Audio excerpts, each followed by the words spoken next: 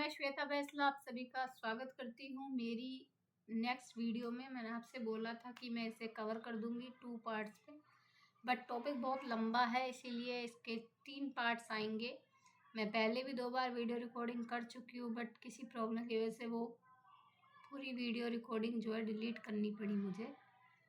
इसलिए मैंने सोचा है कि मैं 15-15 मिनट की 2 वीडियो बना दूंगी और उसी में मैं आपका सब कुछ कवर कर दूंगी, क्योंकि वैसे भी लॉन्ग वीडियो देखना लोग पसंद नहीं करते हैं और जितनी जल्दी हो सके मैं टॉपिक को उतना जल्दी कवर करने की कोशिश करूंगी। मेरी कोशिश रहेगी कि मैं आपको सब कुछ पढ़ा दूँ और अच्छे से पढ़ा दूँ। चलो तो शुरू करते हैं। हम लोग पढ़ चुके थे पुनर्बीमा तक, ठीक है। अभी इसमें सिर्फ एक ही पॉइंट में कवर हो जाएगा, बीमा का दावा करने की प्रक्रिया, ठीक है। तो बीमा का दावा करने की जो प्रक्रिया होती है वो 2 तरीके की होती है।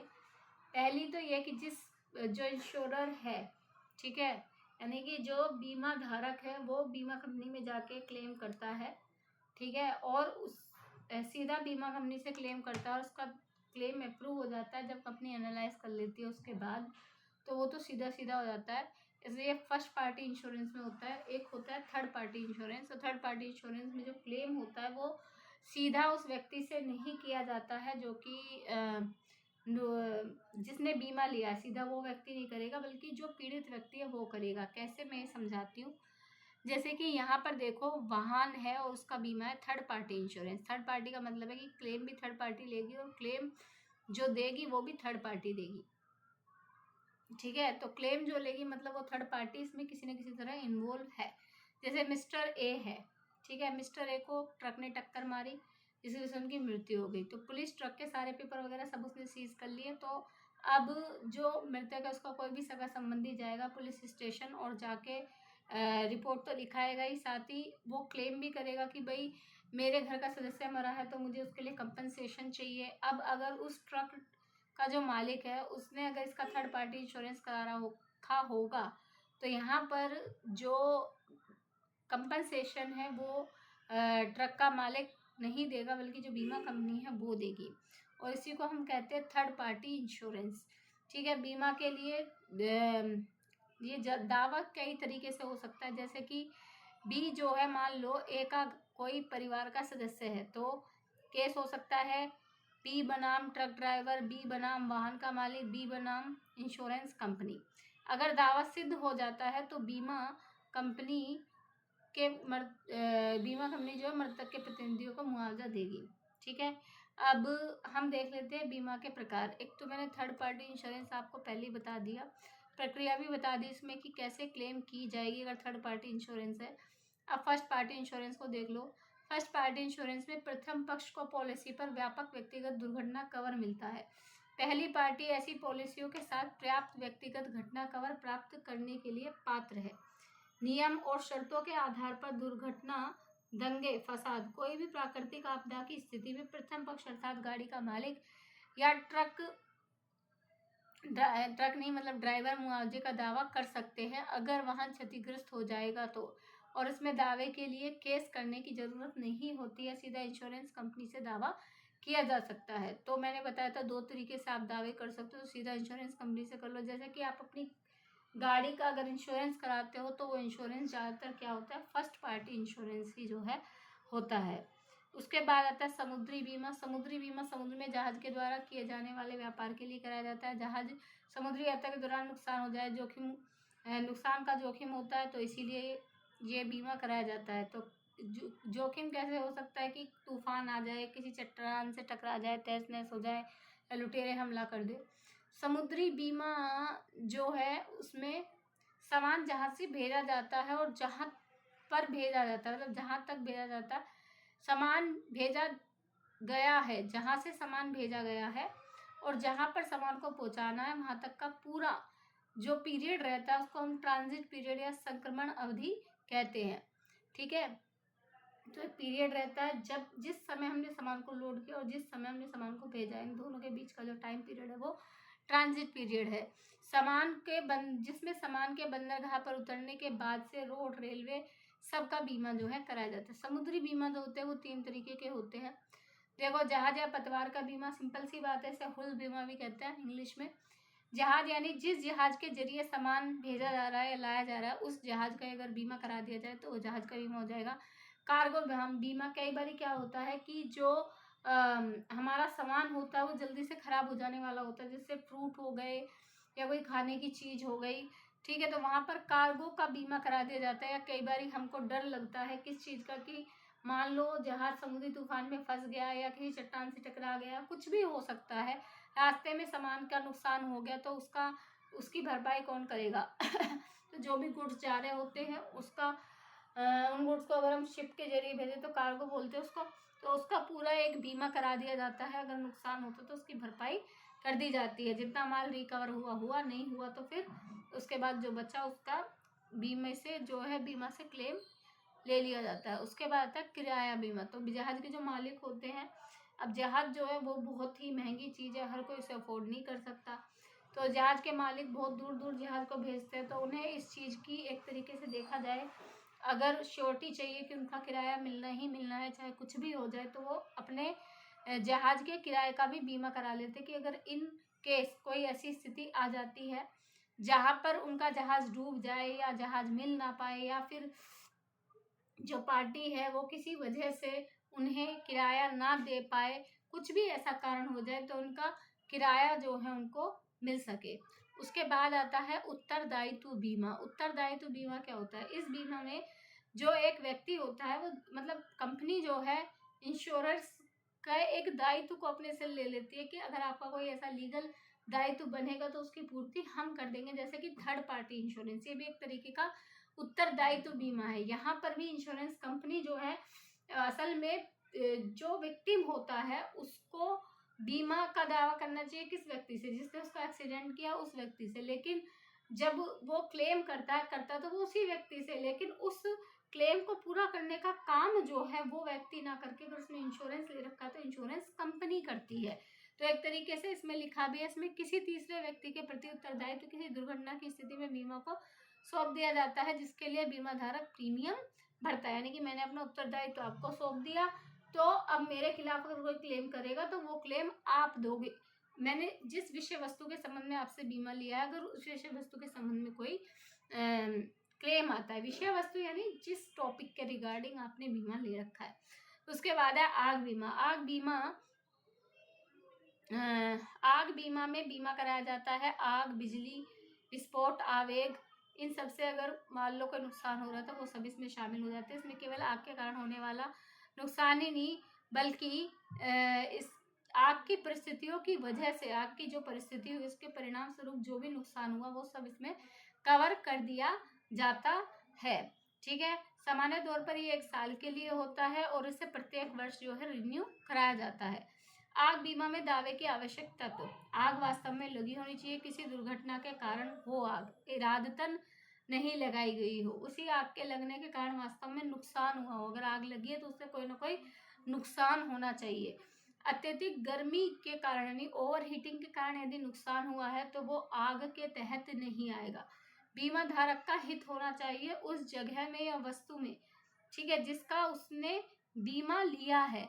व्यावसायिक नुकसान आग लगने की वजह से होना चाहिए, बीमा धारक को ही हो। मतलब सिंपल सी बात यह है कि जो व्यावसायिक नुकसान हुआ है वो बीमा धारक को ही होना चाहिए, किसी और को नहीं। आप फायर इंश्योरेंस केवल उस चीज का कराइए जिससे आपका सीधा सीधा संबंध है, जिसमें आपका हित है। ठीक है, वो जगह आपकी होनी चाहिए, वो बिजनेस आपका होना चाहिए जिसका आप बीमा करा रहे हैं। ठीक है, उसके अलावा सभी मटेरियल फैक्ट बताए जाने चाहिए और अच्छी सद्भावना चाहिए। मटेरियल फैक्ट का मतलब क्या होता है? मटेरियल फैक्ट यानी रिलेवेंट फैक्ट यानी सुसंगत तथ्य। केवल वही तथ्य बताइए जिनका संबंध सीधा सीधा आग लगने से और आग के क्लेम से हो, बाकी आपको कुछ बताने की जरूरत नहीं है। देखो, मटेरियल फैक्ट बहुत सारी चीजें होती है, लेकिन मटेरियल फैक्ट केवल वही चीजें होती है जिनका सीधा संबंध घटना से हो। जैसे कि मैं आपको पढ़ा रही हूँ, ये एक फैक्ट है, ठीक है, और मटेरियल फैक्ट क्या होगा? इसमें मैं आपको पढ़ा रही हूँ, ये फैक्ट है, ठीक है, और इसमें मटेरियल फैक्ट क्या होगा ये बताने के लिए मैं आपको समझाती हूँ कि मैंने आपको कंप्यूटर के थ्रू पढ़ाया, ठीक है, ये एक फैक्ट है और इसमें मटेरियल फैक्ट भी है। ठीक है। तो फैक्ट क्या है, मैंने आपको कंप्यूटर के थ्रू पढ़ाया, और मटेरियल फैक्ट क्या है, मैं आपको पढ़ा रही हूँ। मैं अगर इतना सिंपल बता दूं कि मैं आपको पढ़ा रही हूँ तो वो मटेरियल फैक्ट हो गया। कैसे पढ़ा रही हूँ, कंप्यूटर के थ्रू पढ़ा रही हूँ। ठीक है। अब आपको कंप्यूटर के थ्रू पढ़ाने के लिए मैंने बहुत सारे फैक्ट किए होंगे, पर वो सब रिलेवेंट नहीं है। कैसे, मैंने लैपटॉप खोला होगा, मैंने माउस चलाया होगा, मैंने फाइल खोली होगी, मैंने रिकॉर्डिंग ऑन करी होगी, तो वो सब भी फैक्ट है, इसी इवेंट ऑफ चेन का पार्ट है। लेकिन वो सारे फैक्ट रिलेवेंट नहीं है। रिलेवेंट फैक्ट सिर्फ इतना है कि मैं आपको कंप्यूटर के थ्रू पढ़ा रही हूँ। ठीक है। सभी मटेरियल फैक्ट बताने पड़ेंगे आपको। अच्छी भावना होनी चाहिए, यानी गुड फेथ होना चाहिए। ठीक है। अगर आपके अंदर दुर्भावना है, इंश्योरेंस कंपनी के अंदर दुर्भावना है, तो फिर वो एक वैलिड कॉन्ट्रैक्ट नहीं है। लेकिन यहाँ पर जो हम सद्भावना की बात कर रहे हैं, गुड फेथ की बात कर रहे हैं, वो इंश्योरेंस लेने वाली पार्टी की तरफ से कर रहे हैं कि अगर आप इंश्योरेंस ले रहे हो तो आपकी जो भावना है वो सद्भावना होनी चाहिए, कोई दुर्भावना जो है नहीं होनी चाहिए। आग सबसे नज़दीकी कारण होना चाहिए। आपका जो भी नुकसान हुआ उसमें आग ही सबसे ज़्यादा नज़दीक का कारण होना चाहिए। प्रॉक्सिमेट कॉज इसको बोलते हैं, और ये टोट का एक पार्ट है, और इसको लेकर जो है एक प्रिंसिपल भी है। प्रॉक्सिमेटी कॉज क्या है, event of chain of event होती है। मतलब बहुत सारे इवेंट होते हैं, बहुत सारी घटनाएं होती है जो आपस में जुड़ी होती है, तो उन सब घटनाओं में सबसे ज़्यादा पास का जो संबंध होना चाहिए वो आग से होना चाहिए। जैसे इसमें हम एक एग्जांपल ले सकते हैं कि आपके घर में आग लग गई और आपने इंश्योरेंस ले रखा है फायर का, आप क्लेम करने गए। ठीक है। तो इंश्योरेंस कंपनी आके देखेगी आपके घर में जो आग लगी है वो आपने खुद लगाई है या किसी अपने आप लगी है, क्या जो नुकसान हुआ है आपका वो आग की वजह से हुआ है, किसी और वजह से हुआ है। जैसे कि अगर इंश्योरेंस कंपनी ने ये पाया कि ओवर हीटिंग की वजह से आग लगी, तो वो आपको क्लेम नहीं देगी, क्योंकि फिर उनके हिसाब से आग सबसे क्लोज का कारण नहीं है, ओवर हीटिंग सबसे क्लोज का कारण है। ठीक है। लेकिन अगर इंश्योरेंस कंपनी ये पाती है कि आग लगने की वजह से आपका नुकसान हुआ है, तो फिर आपको क्लेम जो है मिल जाएगा। ठीक है। जितने का नुकसान हुआ है केवल उतना ही बीमा मिलेगा। सिंपल सी बात है। अगर आपने 50 लाख रुपए का इंश्योरेंस ले रखा है, आपका नुकसान 10 लाख का हुआ, तो आप क्लेम सिर्फ 10 लाख का कर सकते हैं, 50 लाख का नहीं कर सकते। कार इंश्योरेंस के प्रकार, फायर इंश्योरेंस जो है कई प्रकार का होता है। वैल्यू इंश्योरेंस, इसमें जो बीमा है उसकी राशि जो है पहले से निर्धारित होती है, उसके बाद इंश्योरेंस किया जाता है। चाहे आपका नुकसान 50 लाख का हो, लेकिन अगर आपने 30 लाख का इंश्योरेंस ले रखा है और आपने ये कहा कि मुझे बीमा की राशि के तौर पर सिर्फ 30 लाख ही देना, तो वो 30 ही मिलेंगे, 50 नहीं मिलेंगे। उसके बाद आता है कॉम्प्रिहेंसिव व्यापक पॉलिसी। व्यापक पॉलिसी में आग के साथ साथ दंगे, मजदूरों की हड़ताल, अशांति के कारण लगी हुई आग है। ठीक है। और अगर इंश्योरेंस है तो मुआवजा मिलेगा। उसके बाद आता है परिणामी पॉलिसी। परिणामी पॉलिसी, इस पॉलिसी में आग लगने के परिणाम स्वरूप बीमा धारक को जो भी नुकसान होता है, जैसे किसी कंपनी में आग लग जाए और आग की वजह से कंपनी बंद रहे, उस कंपनी के कर्मचारियों की तनख्वाह, कंपनी के व्यापार से होने वाली आय की भरपाई इंश्योरेंस कंपनी करेगी। सपोज कंपनी 2 महीने तक बंद रहती है, तो 2 महीने की अवधि में जो भी नुकसान हुआ उसकी भरपाई कौन करेगा, जो इंश्योरेंस कंपनी है वो करेगी इसकी भरपाई, और कोई नहीं करेगा। ठीक है।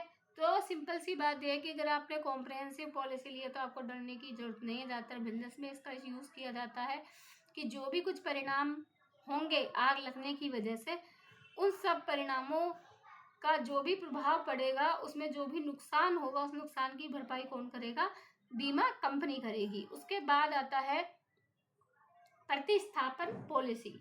इस पॉलिसी में जिस सामान में आग लगी है, ठीक है, तो आग लगने की वजह से सामान में जो भी नुकसान हुआ हो, अगर मान लो बहुत ज़्यादा नुकसान हो गया तो सामान को ही रिप्लेस कर दिया जाता है। नाम ही रिप्लेसमेंट पॉलिसी, प्रतिस्थापन पॉलिसी। अगर सामान में आग लग गई है तो नए पुराने सामान को नए सामान से क्या कर देते हैं, रिप्लेस कर देते हैं।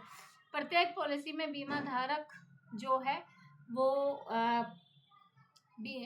पॉलिसी में बीमा धारक पॉलिसी के लिए प्रीमियम भरता है, और बदले में उसको जो इंश्योरेंस मिलता है, ये प्रीमियम हर महीने 4 या 6 महीने में एक बार या 1 साल में एक बार भरा जा सकता है।